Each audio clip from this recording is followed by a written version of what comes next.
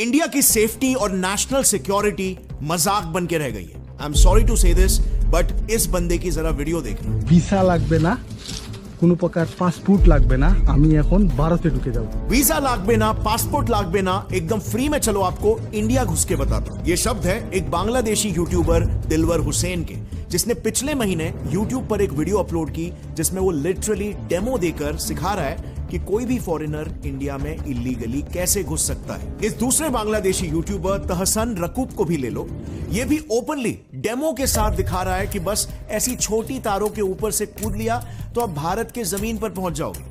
এখন হচ্ছে অলরেডি ইন্ডিয়াতে আসছি, এটা হচ্ছে কাটাতার ছিল। और फिर आगे छोटा सा जंगल पार करना है जहां कोई बीएसएफ का पोस्ट भी नहीं है, मतलब गारंटी है कि आपको कोई पकड़ेगा भी नहीं। लोकल्स भी तारों के ऊपर से आए लोगों को देखकर अनदेखा कर देते हैं और इंडिया आकर आपको इजीली एक इंडियन बाइक रेंट पर भी मिल जाएगी। তো এখন হচ্ছে একটু ইন্ডিয়ান বাইক চালাবো। एक ऐसा वीडियो जो क्लियरली एक क्रिमिनल एक्टिविटी, एक इलीगल एक्टिविटी को प्रमोट कर रहा है, उस वीडियो को YouTube पर अपलोड होकर 1 साल हो चुके हैं, उस पर 1.1 मिलियन व्यूज तक आ चुके हैं, लेकिन अब तक इस पर इंडियन अथॉरिटीज ने क्या किया? No action at all. So आखिर क्यों अब तक हमने इस पर कोई भी एक्शन नहीं लिया? और अगर आपको लग रहा है कि ये प्रॉब्लम तो मेजरली बंगाल में ही हो रही रहेगी, मुझे इससे क्या है, तो ऐसा बिल्कुल भी नहीं है। ये आज बंगाल से देश के हर राज्य में फैल चुका है। महाराष्ट्र, उत्तराखंड, झारखंड, यहां तक कि नॉर्थ ईस्टर्न स्टेट्स में भी इनके फैलने के आपको कई सारे केसेस मिल जाएंगे। हमारे फाइनेंस कैपिटल मुंबई का ये हाल है। यहाँ पर हाल ही में 200 फर्जी आधार कार्ड फेंके हुए पकड़े गए थे। और सेम देश की राजधानी दिल्ली का भी यही हाल है। ये वीडियो है दिल्ली के शाहीन बाग एरिया का, जहाँ पर इस यूट्यूबर ने बस सिर्फ 5 मिनट तक रैंडमली कम से कम 20 लोगों से पूछा कि वो कौन से देश से हैं, और सभी ने बस एक ही जवाब दिया, बांग्लादेश से। शाहीन बाग में आप? आप बांग्लादेश से? आप बांग्लादेश से। आप कहाँ से? बांग्लादेश। कहाँ से आए हैं?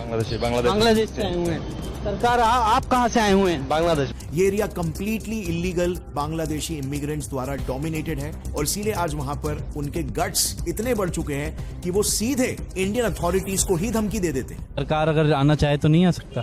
शाहीन बाग का नाम सुना आपने? एक बार बोला अपने मुझे शाहीन बाग, और फिर फील कर ला कि शाहीन बाग है इसका नाम। अगर आने के लिए बहुत बड़ा जिगरा चाहिए, समझ रहे हो ना? एक सैड फैक्ट फ्रेंड्स ये है कि इंडिया आज एक तरह से crime capital of the world बनते जा रहा है, लेकिन एनसीआरबी की ऑफिशियल डेटा के मुताबिक क्राइम बाय फॉरेनर्स में बांग्लादेशी का नंबर सबसे हाईएस्ट है। टेररिज्म में भी इनका नंबर हाईएस्ट है। लेकिन क्या ये सारी रिपोर्ट्स आपके सामने आने दी जाती है? उल्टा अब इस पर ममता दीदी का स्टेटमेंट सुन लो। যদি বাংলায় দরজা খটখটানি করে আমরা তাদের আশ্রয় নিশ্চয়ই দেব। कड़वी सच्चाई फ्रेंड्स ये है, इंडिया की नेशनल सिक्योरिटी को मद्देनजर रखते हुए आई एम सॉरी टू से दिस, बट ये जो रास्ता दिखाया गया था ना इलीगली इंडिया घुसने का, ये कोई इकलौता रास्ता नहीं है, बल्कि ऐसे 100 रास्ते हैं। और यही सारे कड़वे फैक्ट्स आज इस वीडियो में जितना हो सके मैं एक्सपोज करने की कोशिश करूंगा, और एग्जैक्टली आपको बताऊंगा कि कौन से अलग राज्यों में आते हैं इंडिया, क्या क्या पैतरे अपनाते हैं ताकि ये पकड़े ना जाए, और अल्टीमेटली कैसे ये इंडिया में आने के बाद अपना नाम बदलकर इंडियन सिटीजनशिप, इंडियन पासपोर्ट, आधार कार्ड और इवन रिजर्वेशन के लिए कास्ट सर्टिफिकेट तक बनवा लेते हैं, और जिसके बल पर इन्हें रिजर्व्ड गवर्नमेंट जॉब्स तक मिल जाती है। अरे जॉब्स तो छोड़ो यार, पीएम आवास योजना के तहत इन्हें हमारी गवर्नमेंट घर तक बना के दे रही है। मुंबई सहित पूरे देश में बांग्लादेशी नागरिकों की घुसपैठ एक बड़ी समस्या है। इस तरह की तस्वीर जो है जब सामने आती है तो सवाल ये उठता है कि आखिर घुसपैठियों को लेकर कड़ी कार्रवाई कब होगी। They have no passport, they have no visa. Bangladesh में बैठे बैठे एक वोटर आयडेंटिटी कार्ड बना सकते हो। जवळ 200 लोकांचे आधार कार्ड कचऱ्यामध्ये पडलेले आहेत। लोकल लोग हैं, 2040 तक अल्पसंख्यक हो जाएंगे। शाहीन बाग का नाम सुना आपने? एक बार बोला अपने मुझे शाहीन बाग। आने के लिए बहुत बड़ा जिगरा चाहिए। Mamata Banerjee, who on the wake of the protest in Bangladesh, says that the doors are open in Bengal for the refugees coming from Bangladesh. वही ममता बनर्जी 13 साल पहले बांग्लादेशी घुसपैठ के मुद्दे पर लोकसभा से इस्तीफा तक दे चुकी हैं। बांग्लादेश से आने वाले घुसपैठिए हिंदुस्तान के लिए संकट हैं। दिलवर हुसैन और तहसान रकूब ये दोनों भी इंडिया मेघालय के रूट से घुसे थे, जहां पर बेसिकली ये इलीगल इमिग्रेंट्स करीमगंज से मेघालय के बॉर्डर के थ्रू इंडिया आते हैं, फिर वहां से तुरंत आसाम, त्रिपुरा और नागालैंड चले जाते हैं, एंड फाइनली कोलकाता पहुंचकर फेक डॉक्यूमेंट्स एक्रू करके वो वहां पर हमेशा नहीं रहते, बल्कि तुरंत दिल्ली या किसी साउथ इंडियन स्टेट में जाकर सेटल हो जाते हैं। दूसरा रूट है इनका त्रिपुरा वाला रूट, क्योंकि ये एरिया डेंसली फॉरेस्ट से कवर्ड है और इसीलिए इन एरियाज में इन्फिल्ट्रेशन काफी आसान हो जाता है। इनफैक्ट अभी पिछले महीने की बात है, 12 जुलाई को ही 10 इलीगल बांग्लादेशीज अरेस्ट हुए थे और जब पुलिस ने उन्हें पकड़कर इंटरोगेट किया तो पता चला कि त्रिपुरा के सोनममुरा इलाके में कुछ ऐसे एजेंट्स हैं जो सिर्फ 2,500 रुपए में इन इलीगल इमिग्रेंट्स को ऊनाकोटी डिस्ट्रिक्ट से डायरेक्ट इंडिया में एंटर करवा रहे। और ये इन्फिल्ट्रेशन हर हफ्ते की बात है, आए दिन ऐसे केसेस न्यूज में आते रहते हैं। इनफैक्ट जिस 12 जुलाई के केसेस के बारे में मैंने आपको अभी बताया, ठीक उसी साल सेम रूट से 6 दिन पहले ही यानी कि 6 जुलाई को वहां से एंट्री करते हुए 25 म्यांमार के इलीगल इमिग्रेंट्स रोहिंग्यास को भी पकड़ा गया था। अब म्यांमार और बांग्लादेश के बॉर्डरिंग स्टेट्स को तो छोड़ो, बांग्लादेश से कई किलोमीटर्स दूर झारखंड तक सेफ नहीं है। वहां पर तो एक अलग ही गेम चल रहा है। एक्चुअली आज वहां की डेमोग्राफी इस हद तक बदल चुकी है कि अगर आप झारखंड के कई गांवों की महिला सरपंच और एमएलए को देखोगे ना, तो कई महिलाओं के हस्बैंड्स यही इलीगल बांग्लादेशी इमिग्रेंट्स हैं। आदिवासी लड़कियों को जबरदस्ती धर्मांतरण करके या शादी के माध्यम से जो बांग्लादेशी घुसपैठिए हैं वो जमीन भी हड़प रहे हैं, वो उनके साथ शादी भी कर रहे हैं, उनका धर्म परिवर्तन भी करा रहे हैं। वहां पर क्या होता है कि गवर्नमेंट ने कुछ सीट्स रिजर्व करके रखे हैं ट्राइबल औरतों के लिए, तो इसी का फायदा उठाते हुए ये लोग वहां के लोकल आदिवासी महिलाओं से शादी कर लेते हैं और फिर जब वो औरत लोकसभा या पंचायती इलेक्शंस जीत जाती है तो इनडायरेक्टली उनके इलीगल इमिग्रेंट पति ही उस एरिया को रूल करते हैं, वहां की पॉलिटिक्स को डिक्टेट करते हैं। आज क्या हो रहा है, बांग्लादेश का घुसपैठ हमारे यहाँ लगातार बढ़ रहा है। जो आदिवासी महिलाएं हैं उनके साथ बांग्लादेशी घुसपैठिए शादी कर रही है। हिंदू और मुसलमान का सवाल नहीं है। हमारे यहाँ जो लोकसभा का चुनाव लड़ती है महिला, आदिवासी कोटे से लड़ती हैं, उनके पति मुसलमान हैं। खुद झारखंड के एमपी निशिकांत दुबे जी ने पार्लियामेंट में ये बताया कि उनके यहाँ पर इलीगल माइग्रेशंस का नंबर लगातार बढ़ रहा है। सेम स्टेटमेंट था झारखंड के फर्स्ट सीएम बाबूलाल मरांडी जी का। उन्होंने तो इलेक्शन कमीशन से ही ये कंप्लेन कर दी थी कि झारखंड में कई एरियाज ऐसे हैं जहां पर इन्हीं इमिग्रेंट्स के फेक वोटर्स की संख्या 20% से 123% तक बढ़ चुकी है। अब 20% से लेकर के 123% मतदाता सूची में फर्जी तरीके से मतदाता के नाम वहां बढ़ाए गए। अब अगला इलीगल इमिग्रेंट का रास्ता जो ये लोग अपना रहे हैं वो है टूरिस्ट रूट। हाल ही में एक केस देखा गया था एक रफीकुल नाम के बंदे का, जो कि एक इलीगल बांग्लादेशी रोहिंग्या इमिग्रेंट था। रफीकुल ने खुद एक्सेप्ट किया कि वो बंगाल में आया तो टूरिस्ट वीजा लेकर, लेकिन फिर वीजा खत्म होने के बाद वो इंडिया में ही काम करने लग गया। उसने 2 महीनों में आधार कार्ड भी खरीद लिया और आज वो एक इंडियन सिटीजन बन चुका है। অরিজিনাল নাম রফিকুল।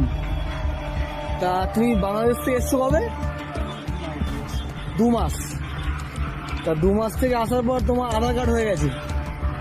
और इसीलिए अगर आप ट्रेंड को देखोगे ना तो बांग्लादेश से इंडिया टूरिस्ट वीजा पर आने वाले लोगों के नंबर्स काफी हाई है। पिछले कुछ 8 महीनों में ही 10 लाख बांग्लादेशीज इंडिया में टूरिस्ट वीजा लेकर आए। सो अब जरा सोच लो इसमें से कितने ही वापस गए होंगे। काफी लोग तो ऐसे भी हैं जो फेक इंडियन सर्टिफिकेट्स बनवा लेते हैं जिससे उनका नाम ही बदल जाता है। जैसे मीनार सरद का ही केस ले लो, जिसने वेस्ट बंगाल के एक एजेंट के थ्रू अपना नाम बदलकर शुभो दास रख दिया और लो रातों रात बन गया वो इंडियन। किसी को उसका नाम देखकर एक डाउट नहीं आएगा कि वो बांग्लादेशी इमिग्रेंट है। अब नेक्स्ट बात करते हैं नेपाल रूट की। यहाँ से तो लोग महाकाली रिवर, जो कि इंडिया और नेपाल की नेशनल बॉर्डर का काम करती है, उस पे ये इलीगल इमिग्रेंट्स मस्त एकदम एडवेंचर स्पोर्ट्स खेलकर इंडिया आ रहे हैं। नदी के दोनों एजेस पे ये लोग रोपवे बना के आ जाते हैं, जिसको वहां पर लोकल लैंग्वेज में ट्विन कहा जाता है। फिर नेपाल से आने वाला एक दूसरा रूट भी था जिसके बारे में किसी को नहीं पता था।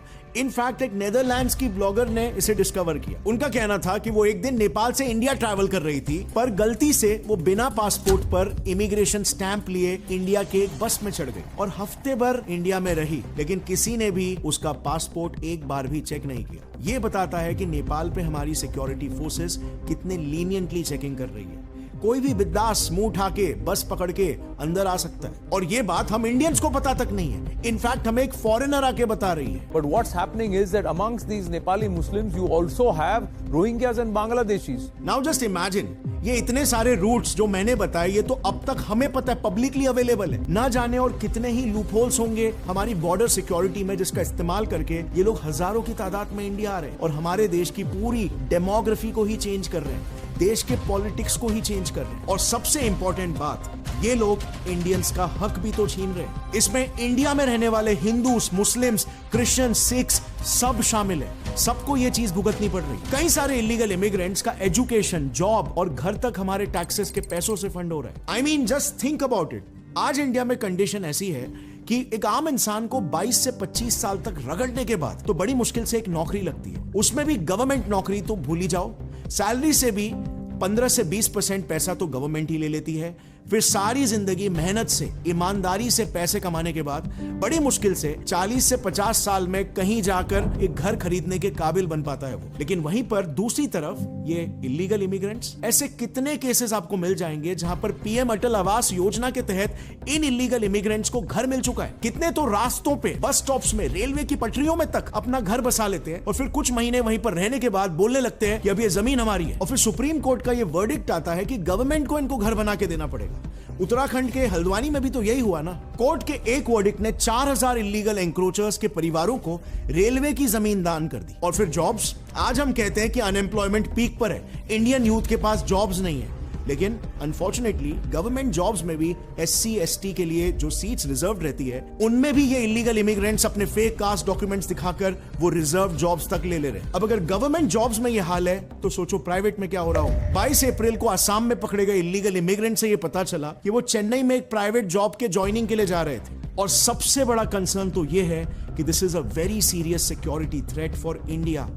इंडिया में आतंक फैलाने में, दंगा भड़काने में और क्राइम्स करने में भी इलीगल इमिग्रेंट्स का नंबर सबसे आगे है। 2018 में पुणे ATS ने 5 इलीगल बांग्लादेशी इमिग्रेंट्स को अरेस्ट किया क्योंकि ये लोग टेरर ऑर्गेनाइजेशन अल-कायदा के लिए इंडिया में टेरर ऑपरेशंस कंडक्ट कर रहे थे। रिसेंटली भी NIA ने 10 बांग्लादेशी इमिग्रेंट्स के खिलाफ चार्जशीट फाइल की है क्योंकि ये लोग इंडियन मुस्लिम्स को भड़काकर इंडिया के खिलाफ एक रिलीजियस वॉर प्लान कर रहे थे। इनफैक्ट इंडियन सॉइल पर सबसे ज्यादा क्राइम करने वाले फॉरेनर्स में से भी बांग्लादेशी ही सबसे टॉप पर है। और फिर आप हर मेजर प्रोटेस्ट देख लो, जैसे दिल्ली का एंटी CAA प्रोटेस्ट, इसमें जो वायलेंस के लिए पकड़े गए थे वो कौन थे? इलीगल बांग्लादेशीज थे। इन्होंने एंटी CAA प्रोटेस्ट के नाम पर शाहीन बाग को 101 दिनों के लिए ब्लॉक करके रख दिया। फिर नो वायलेंस को ले लो, उसमें भी राइट्स करवाने वाले मेजॉरिटी इलीगल इमिग्रेंट्स ही थे। इसके अलावा काफी सारे क्राइम्स में भी इनका नाम होता है, जैसे गैंग रेप्स के केसेस हो गए, उसमें भी कई रेप्स छोटी बच्चियों के, ह्यूमन ट्रैफिकिंग और इलीगल ड्रग स्मगलिंग के केसेस भी आपको बहुत सारे मिलेंगे जिनमें इनका नाम बार बार आता है। लेकिन हमारा देश इस पर क्या एक्शन ले रहा है? सेंट्रल गवर्नमेंट और स्टेट गवर्नमेंट्स तो दोनों अपने वोट बैंक के पॉलिटिक्स में लगे हुए। इनफैक्ट बीजेपी ने तो मैनिफेस्टो में तक इस इशू को हाईलाइट किया था, लेकिन इसके बाद भी इस पर कोई ठोस एक्शन होते हुए दिख तो नहीं रहा है। आप जरा खुद ही सोचो कितना ही मुश्किल हो सकता है हमारे लिए हमारे देश के बॉर्डर्स को फुल प्रूफ बनाना। बस सिर्फ ऑब्स्टिकल कहीं शायद यहां पर आ रही है कि स्टेट गवर्नमेंट्स तो जानबूझकर इस बड़े लूप होल को खुला रहने देना चाहते हैं। इन माइग्रेंट्स को यहां पर बुलाकर इनके फर्जी डॉक्यूमेंट्स बनाने में इनकी मदद जो हो रही है, ताकि फिर ये इंडिया के लीगल वोटर्स बन जाए और सरकारें इन्हें फ्रीबीज बांटकर इनके वोट्स ले सके। हर एक राज्य के हर एक शहर में, हर एक टाउन में एक ना एक नेता जरूर है जिसका वोट बैंक यही इलीगल इमिग्रेंट्स पर डिपेंडेंट है। अब बस सोचो, अगर उसने अपने दम पर सिर्फ 5 से 6,000 इमिग्रेंट्स को भी अपने टाउन में भर दिया, उसके इलेक्शंस में जीत पक्की। और इसीलिए फ्रेंड्स, हम सभी को मिलकर इस मुद्दे पर आवाज उठानी पड़ेगी। और सिर्फ आवाज भी नहीं उठाना है, बल्कि इसमें कहीं ना कहीं हमारा भी थोड़ा सा योगदान हो जाता है। और इसीलिए हमें अपने लेवल पर भी थोड़े चेंजेस लेने होंगे, हमारी भी थोड़ी सोच बदलनी होगी, क्योंकि इसमें कहीं ना कहीं हम भी थोड़े जिम्मेदार हैं।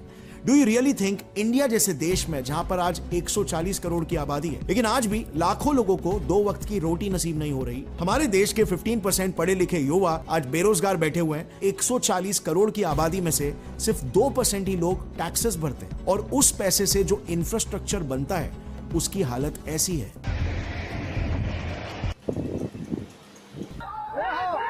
हर दूसरे दिन रिपोर्ट्स आ रहे हैं कि शहरों में पानी की किल्लत है। सिर्फ दिन में 2 घंटे ही बिजली आती है, और गवर्नमेंट हॉस्पिटल्स में इलाज कराना है तो इतनी बड़ी लाइन लगती है कि पेशेंट का नंबर आने से पहले ही उसकी जान चली जाती है। सो सबसे पहले तो आप खुद ये सोचो, क्या हम इंडियंस, इंडिया देश किसी दूसरे देश का बोझ उठाना अफोर्ड कर सकता है? इंडिया के जितने भी रिसोर्सेस है उस पर सबसे पहला हक हमेशा इंडियंस का ही होना चाहिए। लेकिन आपने कई बार ये देखा होगा, क्योंकि इमिग्रेंट्स अक्सर कम पैसों में काम करने के लिए भी तैयार हो जाते हैं और इसीलिए हम खुद भी तो 2 पैसा बचाने की लालच में इंडिया के किसी लोकल को नहीं बल्कि इन्हें जॉब्स दे देते हैं। फिर इन्हें इंडिया में घुसने के लिए भी तो मदद हम इंडियंस ही कर रहे हैं। हम में से ही कुछ लोग 2 पैसा कमाने की लालच में इनके फर्जी आधार और रिजर्वेशन सर्टिफिकेट्स बनवाकर इन्हें जॉब्स, घर दिला देते हैं। मतलब एज इंडियंस क्या हमारी ये रिस्पॉन्सिबिलिटी हमारे देश के प्रति नहीं है? यार सिर्फ 1000 से 2000 रुपए में लोग अपने देश को बेच दे रहे हैं। और ऐसा बिल्कुल भी मत समझना कि मेरा ये वीडियो बनाने का मकसद ये बोलना है कि इंडिया में कोई भी दूसरे देश का इंसान बिल्कुल भी वेलकम नहीं, या फिर ज्यादातर बांग्लादेशीज और म्यांमार के रोहिंग्यास मुस्लिम माइनॉरिटी है तो ये वीडियो उनके खिलाफ है। ऐसा बिल्कुल भी नहीं है। हमारे देश की सबसे बड़ी खूबी है कि हमारा कल्चर हमेशा ओपन रहा है गेस्ट के लिए। अतिथि देवो भव। हर एक फॉरेनर, चाहे वो नेपाली हो, बांग्लादेशी हो या इवन पाकिस्तानी क्यों ना हो, वो वेलकम है अगर वो लीगल सिस्टम को फॉलो करके इंडिया आता है तो यहाँ पर उसका स्वागत है। लेकिन अगर आप इलीगली आ रहे हो, देश के संविधान की इज्जत नहीं कर रहे हो, इस देश के लोगों का हक छीन रहे हो और जो देश आपको पनाह दे रहा है उसी देश के खिलाफ साजिशें कर रहे हो, यहाँ पर दंगे भड़का रहे हो, आतंक फैला रहे हो, तो मेरे हिसाब से हर एक भारतीय का फर्ज होना चाहिए, फिर चाहे हिंदू हो, मुस्लिम हो, क्रिश्चियन हो, सिख, नो मैटर आपकी आइडियोलॉजी क्या है या आपका रिलीजन क्या है, क्योंकि अंत में ये इलीगल इमिग्रेंट्स इंडिया के वो रिसोर्सेज को यूज कर रहे हैं, वो अपॉर्चुनिटीज छीन रहे हैं जिस पर हक किसी दूसरे इंडियन का है, और फिर चाहे वो कोई भी धर्म का ही क्यों ना हो। और इसीलिए फ्रेंड्स, क्योंकि ये मुद्दा इतना इंपॉर्टेंट है, हमें इसे ट्विटर पर उठाना होगा। मैं ट्विटर पर भी इस वीडियो को अपलोड करूंगा। उस पर जितना हो सके हमारी अथॉरिटीज को टैग करना, रीट्वीट करना, जो भी आपको लगे ये प्रॉब्लम को आइडेंटिफाई करके फिक्स कर सकता है। दिस इज द टाइम जब हम सबको इंडियंस बनकर एक साथ आना होगा और इस मुद्दे पर अपनी आवाज उठानी होगी, वरना ये प्रॉब्लम हमारे देश को अंदर से खोखला करती रह जाएगी। #India Against Illegal Immigrants। जय हिंद।